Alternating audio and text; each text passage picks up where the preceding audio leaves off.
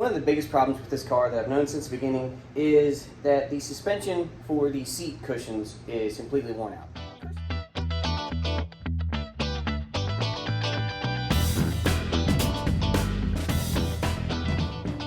I got this diaphragm style seat suspension setup. It's actually for an MGB. Allegedly it fits the TR6. And if I got the original TR6 style setup, it was about 5 times the cost of this. So we're gonna give this a shot first and see if we can make it work.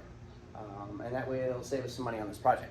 So first order of business is I'll get this seat out and I'll show you what we currently are living with. And there it is. So the suspension setup on this side is actually broken.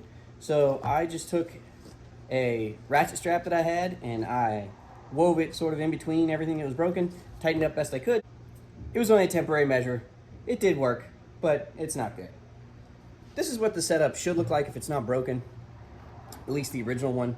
It is just rubber straps. These rubber straps have cord in them, almost like tires. It's got 4 metal rods, one on each side, that slide through the end of this rubber, and then there's a hook, and the hooks actually go into the metal frame. There's some holes drilled on the sides, and underneath here at the back, there's some holes drilled.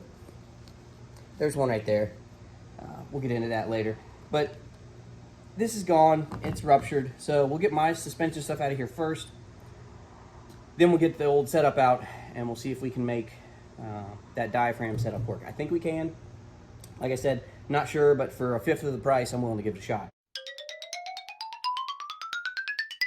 All right, ratchet strap's gone. You can see this one, it's got 1 horizontal rupture, 1 vertical rupture, and just there's nothing left of it. I can almost rip that with my hands. In fact, I can't. We'll get some help from some needle nose pliers. There we go. There's the first one out. I just need to do that, I don't know, a dozen more times, and we'll get this out of there, and then I'll show you what's left.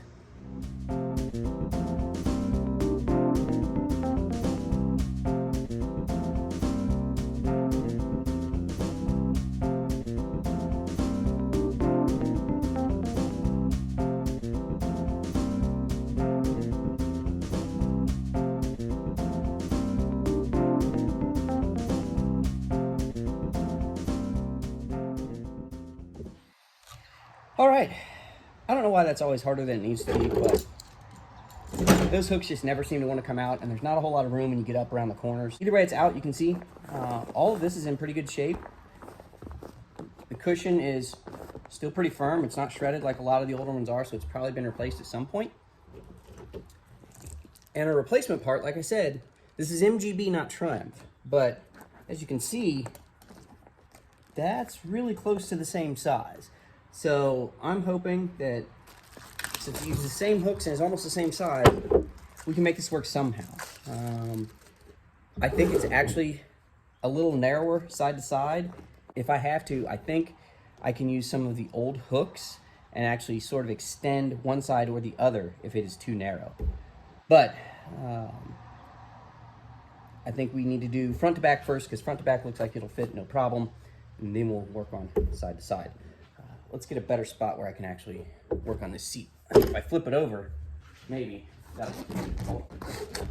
There we go. That's just about a perfect table. I'm going to start with the front of the seat and get the hooks in here first, then hook them through this rubber, and then we'll work on getting it back to this hole, and this one goes underneath here like that. Then we'll work on side to side. That's as good a view as I'm going to be able to get you. So I guess it's time to get some of these hooks out, and we'll see what happens. No, I'm not funny. Not even close. All right. Get the metal hooks into the frame first. Well, they are the same diameter hooks, so that's a good start. Okay. Good news is front to back, the holes are lined up this way with our current frame, so that's good. And it appears same diameter hook set. So we're off to a good start here. Let's see how this goes. You can't really see what you're doing. You're kind of going by feel on this. there's just no way you can do both. You can either get your hand in and or your eyeball in, but you can't do both. There's one hook. And second one, I can sort of feel it. There we go. All right, 2 front hooks are in. Now we'll go to the back. The back also looks like it will be kind of a fight to get, but I've got a plan for that. Vice grips usually are the go-to for anything like this anyways. All right, universal tool, engage. Oh yeah. Okay, so that seems to be the trick on this. Vice grip onto the hook, like so. And then what we're gonna do is we're prying against it like this over here on this foot, and that gets us stretched just far enough to do what we need to do. Let's make sure it works on this side before we brag about our accomplishment. There we go. Now I can see everything. Of course, that's probably now my way of prying, but we'll find out.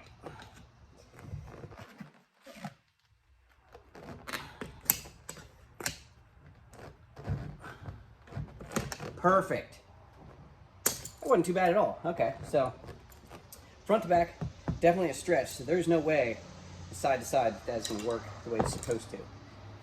My plan for the sides is to extend everything so it actually fits. My plan is to double them up like so and make everything reach. But we'll see. It might be too much, might be too little. I don't know.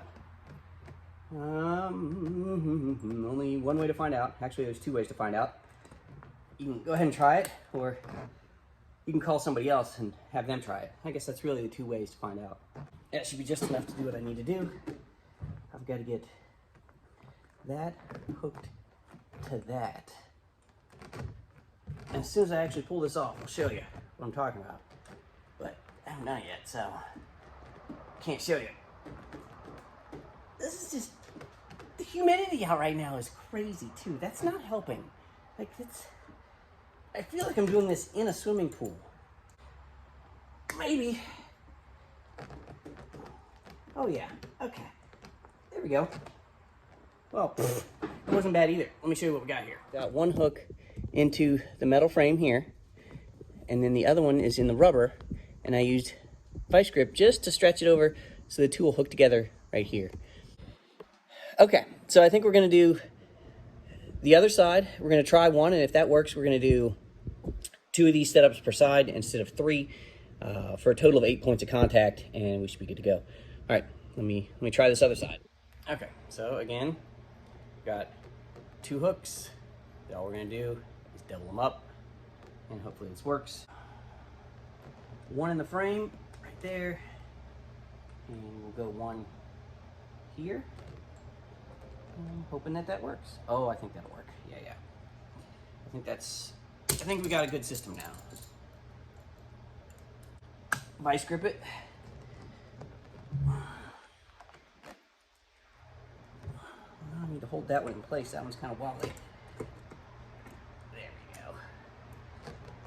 Vice grip it. Stretch it over and bam. All right.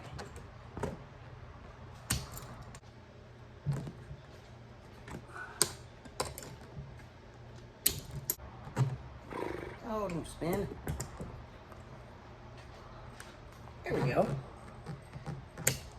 No, not quite. Come on now. There we go.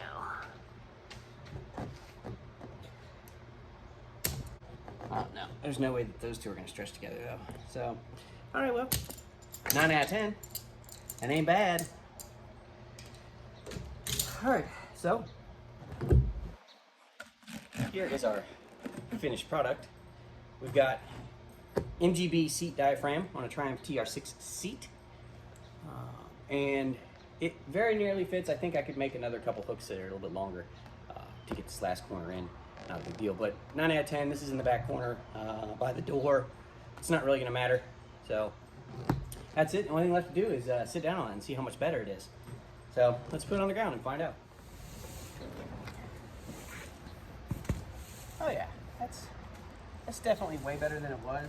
Before, you'd sink in and it felt like you were sitting on the concrete. So it's definitely a massive improvement. I like it. Now, the only thing I can't explain about this is these seats go in a 2-seat Roadster that has a floor that comes up to about here right behind it, and yet these seats fold flat. Can anyone explain that to me? This doesn't even fit in the car. Why would these fold flat? I don't know, but it's pretty relaxing. Hi, Travis. All right, now that Travis agrees, we'll see you next time. Say bye, Travis. All right.